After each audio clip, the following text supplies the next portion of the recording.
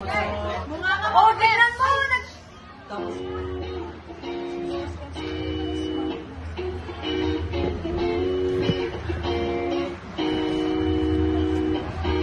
I woke up today with a healthy glass and rice and fruit in my hand.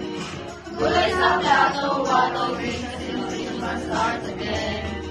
Grab some fruits, but puro candy. Full salt, ano natin fancy. So fresh with soft drinks. Oh, wag naman ganyan, please. My tummy's happy when I eat some healthy foods, fruits and veggies on my plate, yeah. That's when the teacher said, let's eat right. And we all ate along. And we all ate along. And we all ate along. So on the place of serving our food with apples and banana on it.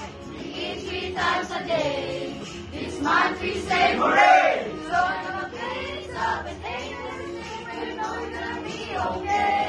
Walang dapat magutom pa, let's fix that every day. Walang dapat magutom pa, let's fix that every day. This month we have some event. Everybody should eat healthy now. Sino ba itong taon na to, kami siya nagsosoft drink? Samahan mo ko at ating i-educate. Usually 1 times daily, huwag puro soft drinks. Mas masaya yan para sa'yo. My son is coming cause I keep my veggies. Cause the daily got me edgy. That's when I saw a plate of filled with food with bananas stuck on top. With apples stuck on top. With avocado stuck on top. So I'm eating salad, eating good food, that hunger fades away. I'm shooting my dreams like can, drinking my milk like jam. I'm great, I'm in the mood and it's right now I'm in the work today.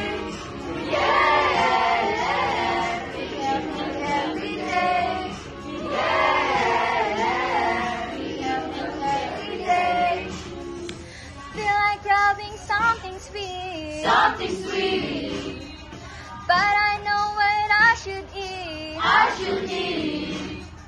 Something tells me every time when I eat some real food, I feel just fine. So in the place of preserving our food with apples and banana on it, we eat 3 times a day. This month we say hooray! Got my place of an egg and everything, they know we're gonna be okay.